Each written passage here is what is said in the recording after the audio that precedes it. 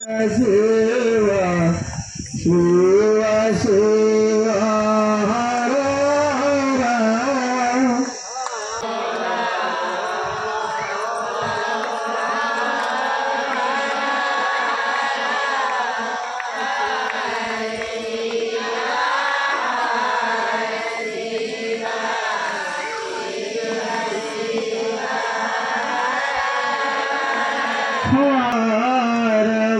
भोला भोला भोला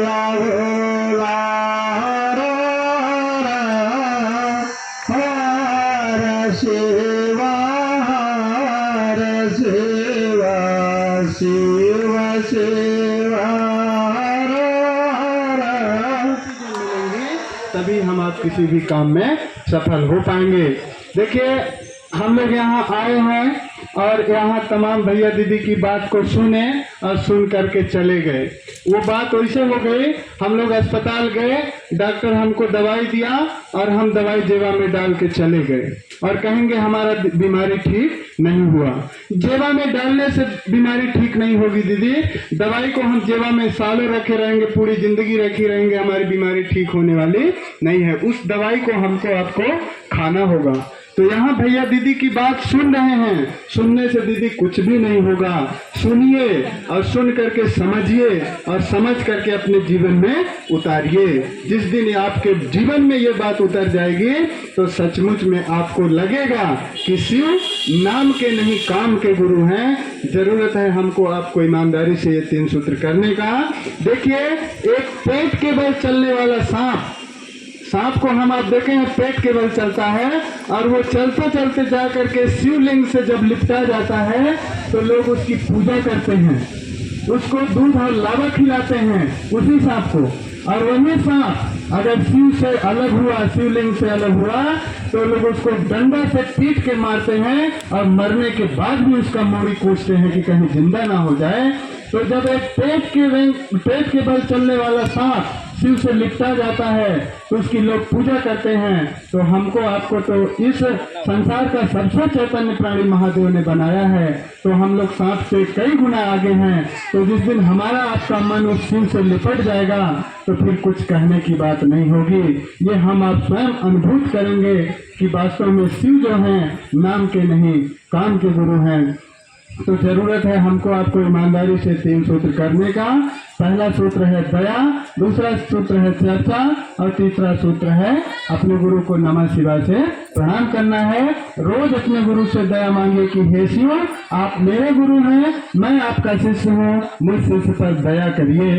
ये बात आप कहेंगे तो महादेव से दया तो होगी ही होगी। और जब तक आप महादेव महादेव करेंगे तो आपका मन भी उस समय महादेव की परिधि में ही होगा। और पहला सूत्र में दया इसलिए रखे हैं कि बिना गुरु की दया की न तो हम गुरु की चर्चा कर सकते हैं और न अपने गुरु को प्रणाम कर सकते हैं। देखिए साहब, इसमें कह रहे हैं कि हे शिव, आप मेरे गुरु हैं, जब तक कोई मेरा नहीं होगा उससे हमको आपको लगा नहीं होगा। एक देखिए, पड़ोस में किसी का बेटा काफी बीमार हो और हम लोग बहुत करेंगे तो उसके घर तक 2 कदम चल के जाएंगे और देख करके लौट आएंगे, हमको आपको कोई रिएक्शन नहीं होगा, कोई प्रतिक्रिया नहीं होगी। क्यों? क्योंकि वो बेटा मेरा नहीं है। और वही बेटा अगर मेरा हो और वही बेटा मेरा हो, उसके साथ ये स्थिति हो, तो हम रात दिन खाना छोड़ करके सीधी जबलपुर, बैरन, इलाहाबाद, जहाँ कहीं ले जाना पड़े हम अपना सारा काम छोड़ करके ले जाते हैं। अंतर कितना है? वो पड़ोसी का बेटा है और वो मेरा बेटा है। तो इसीलिए साहब बोले हैं कि शिव से ये रिश्ता लगाइए कि हे शिव, आप मेरे हैं और मैं आपका हूँ। जिस दिन वो मेरे हो जाएंगे उस दिन आपको उनकी चिंता होगी, उनकी फिक्र होगी, आप उनकी बात करेंगे, उनकी काम करेंगे।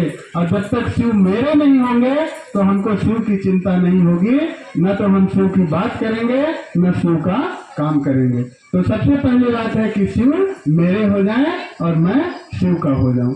फिर दूसरे सूत्र में लोगों को बताना है, जिस तरह से किसी न किसी गुरु भाई ने, किसी न किसी गुरु बहन ने आपको बताया होगा कि भैया दीदी हमने शिव को गुरु माना है, उस गुरु की हमारे ऊपर दया हो रही है, एक बार आप भी मान करके देख लीजिए, आपके भी ऊपर उस गुरु की दया हो सकती है।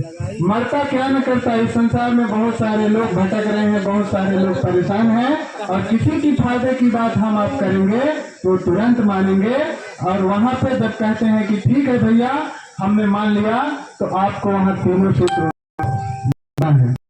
और तीसरे सूत्र में अपने गुरु को मन ही मन नमः शिवाय से प्रणाम करना है।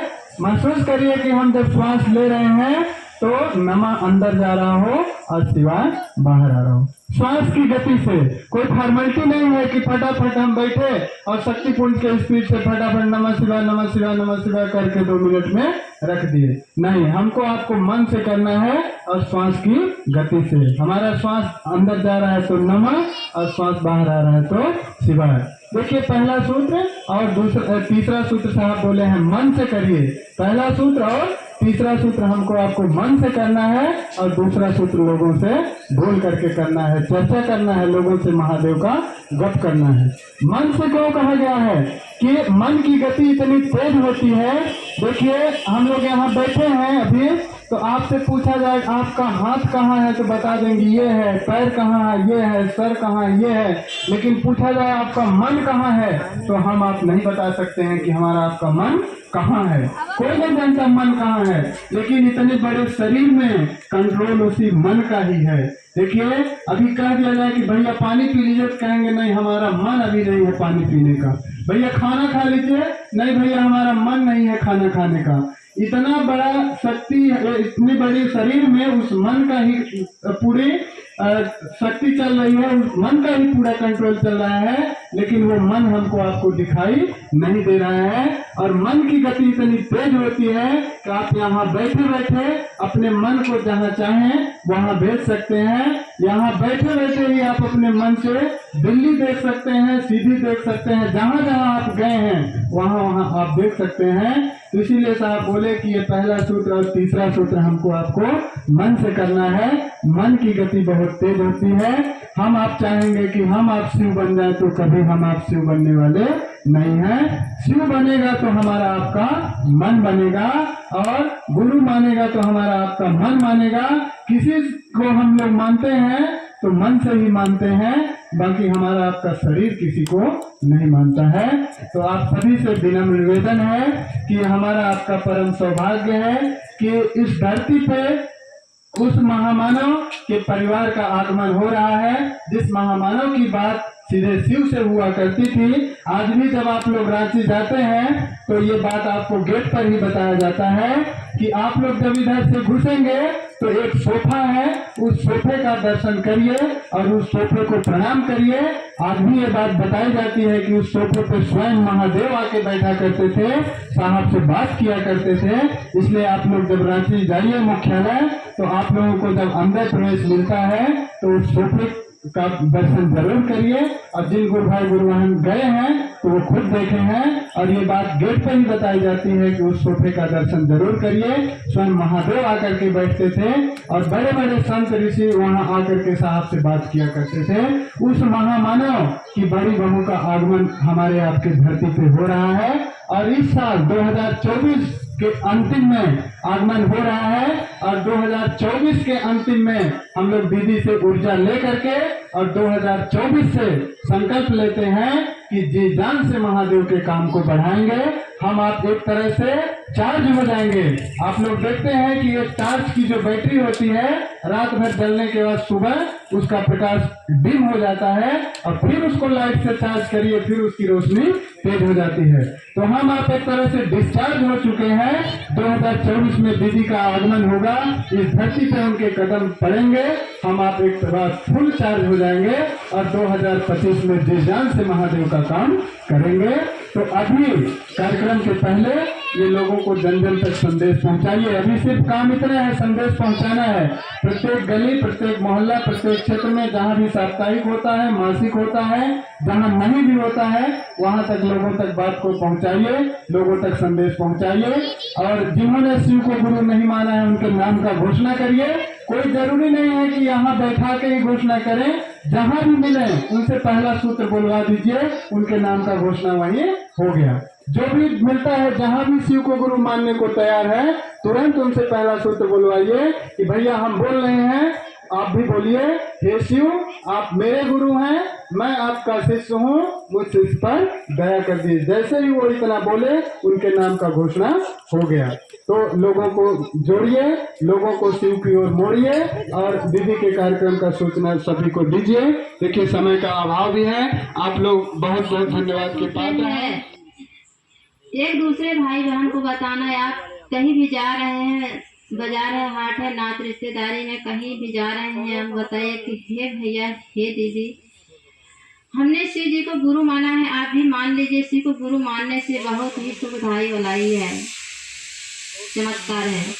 और तीसरे सूत्र में है नमः शिवाय से प्रणाम करना, सांस अंदर जाए तो नमः 50,000 रुपये हम लगा के और बाबा धाम गए हैं, बाबा बैजनाथ धाम गए हैं, महाकालेश्वर गए हैं। वो गुरु मेरे पास है, मेरे आत्मा में है, तो 50,000 लगाने की जरूरत क्या है?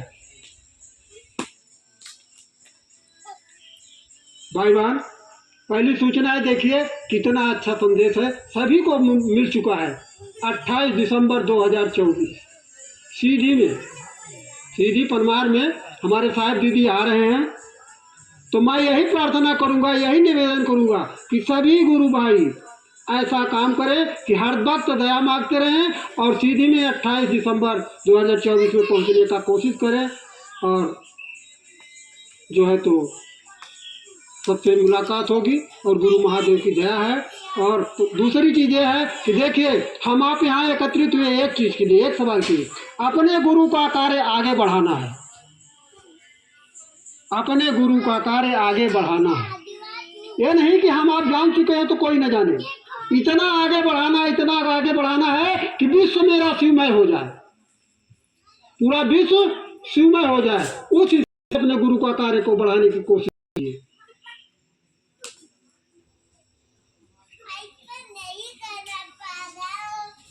भाई बहन बातचीत को छोड़ के और कान लगा के सुनिए, जो भाई बहन बताएगा सही बात बताएगा।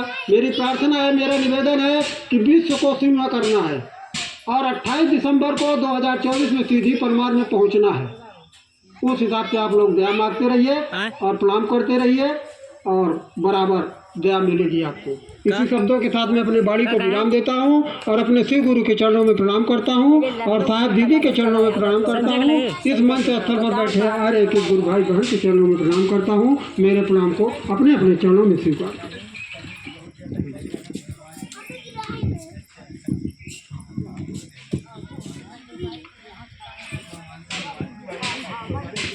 अब हम की आपकी काहे को जरूरत दूसरे को नहीं आए, दूसरे के तनी जरूरत है गुरु भाई गुरु बहन से, भाई बहन से बात ही करी कि हमारे भैया गुरु हैं और जांचक जान जा और जान जा। तो जब हमारे गुरु सुंदर गुरु हैं तो काहे दूसरे से नहीं बता सकी। जैसे मान ले कहाँ दवाई करा ली,